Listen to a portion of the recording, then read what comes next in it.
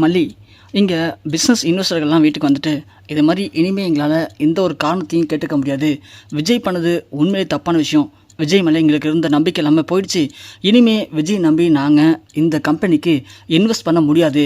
எங்கள் ஷேர்லாம் எங்களுக்கு உடனே வேணும் அப்படின்னு இங்கே இன்வெஸ்டர்கள்லாம் சண்டை போடுறாங்க.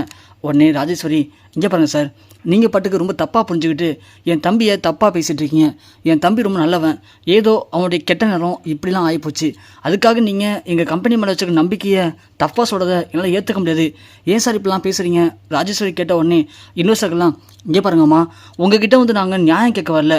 எங்களுக்கு இந்த கம்பெனி மேலே அந்த நம்பிக்கை போயிடுச்சு. அதுவும் குறிப்பாக விஜய் மேலே அந்த நம்பிக்கை சுத்தமாக போயிடுச்சு. எங்களுக்கு எங்களுடைய ஷேர்லாம் வேணும், அவ்வளோதான். விஜய் உடனே, சரிங்க, உங்கள் ஷேரை நாங்கள் கொடுத்துட்றோம், ஆனால் எங்களுக்கு ஒரு 6 மாதம் டைம் வேணும். என்ன 6 மாதமா? இங்கே பாருங்கள் விஜய், நாங்கள் ஒன்றும் உங்கள்கிட்ட பிச்சை கேட்கல 6 மாதத்துக்கு. எங்களுக்கு இன்னும் எண்ணி 6 நாளில் எங்கள் ஷேர்லாம் எங்ககிட்ட வந்தே ஆகணும். அப்படி நீங்கள் தரல அப்படின்னா நாங்கள் லீகலாக மூவ் பண்ணுவோம்.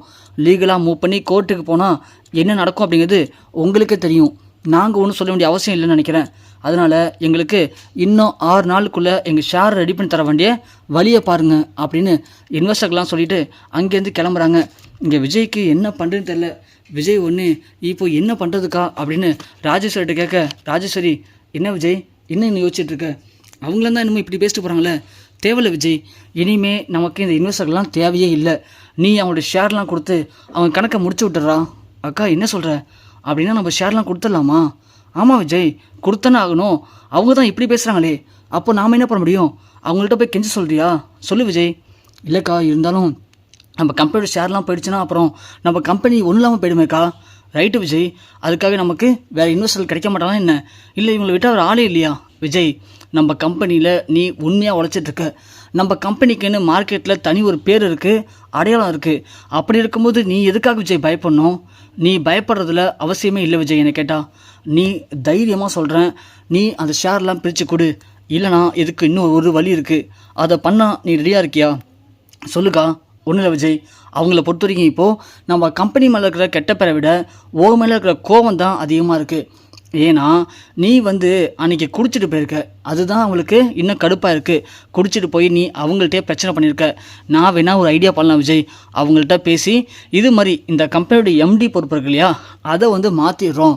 எம்டியாக நீ இல்லாமல் வேறு யாராவது எம்டியாக போடலாம். அப்படி போட்டாச்சுன்னா உனக்கும் இந்த கம்பெனிக்கும் சம்மந்தம் இல்லை அப்படின்னு ஆகிடும். அப்போது இந்த இன்வெஸ்டர்கள்லாம் இங்கே இருப்பாங்கல்ல, என்ன சொல்கிற? அப்படி வேணால் நம்ம பேசி பார்க்கலாமா? அக்கா, அது எப்படிக்கா முடியும்? அதுக்கு அவங்க ஒத்துப்பாங்களா?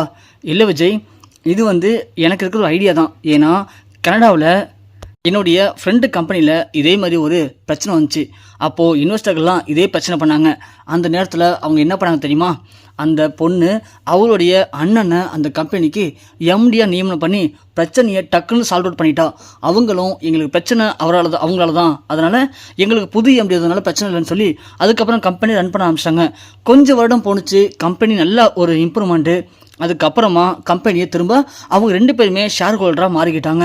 ஸோ இப்போது கம்பெனி நல்லாவே போயிட்டுருக்கு. அதே மாதிரி சுச்சுவேஷன் தான் இப்போ இங்கேயும் போயிட்டுருக்கு. இந்த நேரத்தில் கம்பெனி பொறுப்பு, அதாவது அவங்கள பொறுத்த வரைக்கும் நீ தான் அவங்களுக்கு பிரச்சனையாக பார்க்குறாங்க. கம்பெனியில் சின்ன ஒரு பிளாக் மார்க், அதை சால்வ் அவுட் பண்ண போன நேரத்தில் நீ வந்து அவங்கள்ட்ட குடிச்சிட்டு பிரச்சனை பண்ணியிருக்க. அதனால உன் மேலே அந்த நம்பிக்கை அவங்களுக்கு இப்போ போயிடுச்சு. ஒன்று நம்பி இனிமேல் கம்பெனியை எப்படி கொடுக்க முடியும் அப்படின்னு யோசிக்கிறாங்க. ஒன்று நம்பி எங்களால் எங்கள் பணத்தை முதலீடு பண்ண முடியாதுன்னு பயப்படுறாங்க. அவ்வளோதானே. சேம் இதே பிரச்சனைக்கு நான் சொல்கிற ஐடியா கண்டிப்பாக சால்வ் அவுட் பண்ண முடியும் விஜய். நீ உட்காந்து யோசிச்சுட்டு ஒரு நல்ல முடிவாகிடு. யார் எம்டி ஆக்கலாம் அப்படின்னு நீ தான் முடிவு பண்ணணும். ஆனால் நம்ம கம்பெனியை பற்றி நல்லா தெரிஞ்ச ஒரு ஆளாக இருக்கணும், நம்பிக்கையான ஆளாக இருக்கணும், அதோட நம்ம குடும்பத்தை சேர்ந்த ஒரு ஆளாக இருக்கணும். ஏன்னா வெளியால் உள்ளே விட்டோம் அப்படின்னா அப்புறம் அவன் நம்மளை ஏமாற்றிட்டு போயிட வாய்ப்பு இருக்குது. அதனால் நம்ம குடும்பத்துக்குள்ளே இருக்கிற ஆளாக இருந்தால் கண்டிப்பாக நம்ம கம்பெனி பொறுப்பை ரொம்பவுமே நல்லா பார்த்துப்பாங்க. ஸோ நீ யோசி விஜய். ஒன்று, அவங்களாம் சொல்கிற மாதிரி அவங்க ஷேரை இன்னும் ஒரு வாரத்துக்குள்ளே பிரித்து கொடுக்கணும். அப்படி கொடுத்துட்டா நீ சொல்கிற மாதிரி நம்ம கம்பெனி ஒன்றும் இல்லாமல் போகிறதுக்கு வாய்ப்பு இருக்குது. ஆனால் அதுவே நான் சொல்கிற ஐடியாவை நீ ஃபாலோ பண்ண அப்படின்னா இன்வெஸ்டர்கள் நம்ம கம்பெனி விட்டு போக மாட்டாங்க. நம்ம கம்பெனி நம்ம கையிலே இருக்கும். நம்ம கம்பெனி எப்போதும் போல் நல்ல ஒரு பர்ஃபார்மன்ஸ் பண்ணும். யோசி விஜய் அப்படின்னு ராஜேஸ்வரி குட்டையை கொலை போடுறது மட்டும் இல்லாமல் அதில் 4-5 கல்லை தூக்கி போட்டுட்டு அமைதியாக போகிறாங்க. விஜய் பயங்கரமாக யோசிச்சுட்ருக்காரு. விஜய்க்கு என்ன பண்ணுறதே தெரில. ஒரு பக்கம் வெண்பா மல்லியை கூப்பிட்டு, மல்லிமா, இங்கே இங்கே வீட்டில் என்னதான் பிரச்சனை போயிட்டுருக்கு? ஏன் டாடா ஒரு மாதிரி டென்ஷனாகவே இருக்காரு? அதோட யாரோ வீட்டுக்கு வராங்க போகிறாங்க, வீட்டில் இருக்க எல்லாருமே ஒரு பதட்டமாக இருக்காங்க. என்னாச்சு மல்லிமா? விஜய் டாடாவுக்கு ஆஃபீஸில் பிரச்சனையா? ஆமாம் வெண்பா குட்டி, டாடாவுடைய பிஸ்னஸில் சின்ன பிரச்சனை, அதனால தான் இவ்வளோ எல்லாரும் பயந்து போயிருக்காங்க. உங்கள் டாடா பிஸ்னஸை உண்மையாகவும் நேர்மையாகவும் தான் பண்ணுறாரு. அப்படி இருக்கும்போது கண்டிப்பாக அவர் பண்ணுற பிஸ்னஸில் எந்த ஒரு பிரச்சனையும் இருக்காது அப்படிங்கிறது எனக்கு தெரியும், கடவுளுக்கும் தெரியும்.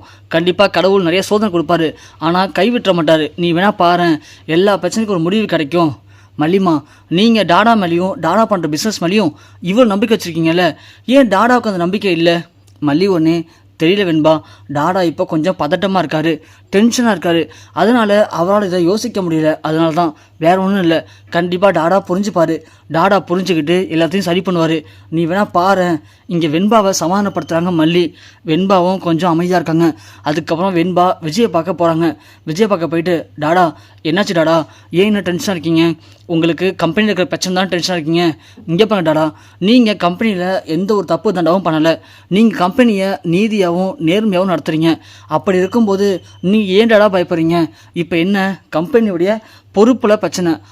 அத்தை சொன்ன மாதிரி கம்பெனி பொறுப்பை வேறு யாருக்காவது மாற்றி விட்டுட்டால் கம்பெனியை காப்பாற்றிடலாம், அவ்வளோதான் டாடா. அதுக்கே நீங்கள் தயங்குறீங்க. அதுக்கு ஒரு முக்கியமான முடிவை நீங்கள் எடுக்க வேண்டியதானே? இல்லை வெண்பா குட்டி, அந்த பொறுப்பை நாம் யார்கிட்ட கொடுக்க முடியும்? அதுதான் யோசிச்சுட்ருக்கேன். அதுக்கு என்ன டாடா சொல்ல போகிறீங்க? ஏன் நம்ம மல்லிமா இல்லையா? மல்லிமா கரெக்ட் வெண்பா, நான் இதை யோசிக்கவே இல்லை பாறேன். மல்லியால் அதை கண்டிப்பாக பண்ண முடியல. ஆமாடாடா, மல்லியம்மாவால் கண்டிப்பாக இதை பண்ண முடியும். இந்த வீட்டில் இவ்வளோ பிரச்சனை போனாலும் மல்லியம்மா எல்லாரை பற்றியும் சரியாக புரிஞ்சுக்கிட்டு யாருக்கு என்ன வேணும் அப்படிங்கிறத கரெக்டாக பண்ணி கொடுத்து தானே இருக்காங்க. அதே மாதிரி தானே கம்பெனிலையும் இந்த மாதிரி அவங்கவுங்க தனித்தனியாக இருக்க போகிறாங்க. அவங்க பிரச்சனை சமாளிக்கணும், அவ்வளோதானே. கண்டிப்பாக அதெல்லாம் மல்லியம்மா சூப்பராக பண்ணிப்பாங்க டாடா. நீங்கள் மல்லியம்மாவே எம்டி ஆக்கிடுங்க. பரவாயில்ல வெண்பா, நீ என் அறிவுக்கணையே திறந்துட்ட. நான் என்ன நினச்சேன், நம்ம ராஜாக்காவை இந்த எம்டி பதவியில் உட்கார வைக்கலாம்னு நினச்சேன். நல்ல வேலை நீ மல்லியை உட்கார வைக்கலான்னு சொல்லிட்ட. இப்போ மல்லி எம்டி ஆகிட்டானா கண்டிப்பாக பாதி பிரச்சனை முடிஞ்சிருமே அப்படின்னு விஜய் உடனே இன்வெஸ்டர்லாம் கால் பண்ணுறாங்க.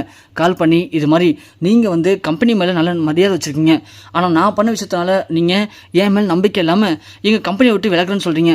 ஒன்றும் பிரச்சனை இல்லை சார், நான் இப்போ ஒரு முக்கியமான முடிவு எடுத்திருக்கேன். இந்த முடிவுக்கு உங்களுக்கு சம்மதம் அப்படின்னா அதை செஞ்சு தரத்துக்கு நான் ரெடியாக இருக்கேன். அதாவது நான் இப்போது எம்டி பதவி விலக போகிறேன். என் மனைவி மல்லி இதுக்கப்புறம் எம்டி பதவி இந்த கம்பெனியை ரன் பண்ணுவா. 1 மாதம் டைம் கொடுங்க.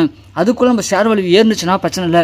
அப்படி ஏறலை அப்படின்னா நீங்கள் சொன்ன மாதிரி அடுத்த 6வது நாளே நான் உங்களுக்கு பணத்தை கொடுத்து உங்கள் ஷேரெல்லாம் முடிச்சு விட்டுறேன் அப்படின்னு விஜய் சொல்லவும், அவங்களும் சரிங்க, நீங்கள் சொன்னது கரெக்டு தான், எங்களுக்கு உங்கள் மேலே நம்பிக்கை இல்லை. ஏன்னா நீங்கள் இப்போ குடிச்சிட்டு கண்ணப்பன் சுற்றிட்டு இருக்கீங்க. ஆனால் உங்கள் மனைவி மேலே எங்களுக்கு நம்பிக்கை இருக்குது. சரி 1 மாதம் பார்க்கலாம். 1 மாதத்தில் ஷேர் வேல்யூ கம்மியாக இருந்தால் கண்டிப்பாக நாங்கள் தொடர்ந்து உங்களுக்கு ஷேர் கொடுக்குறோம். அப்படி இல்லைனா நீங்கள் சொன்ன மாதிரி ஒரே வாரத்தில் இங்கே ஷேரெல்லாம் பிரித்து கொடுத்தணும் அப்படின்னு அவங்களும் சம்மதம் சொல்லிடுறாங்க. இங்கே விஜய்க்கு சந்தோஷம் தாங்கலை. வெண்பா நீ சொன்ன மாதிரி அவங்க எல்லாம் ஒத்துக்கிட்டாங்க. வெண்பா எனக்கு இது போதும், இப்போ பாதி பிரச்சனை முடிஞ்சு போச்சு.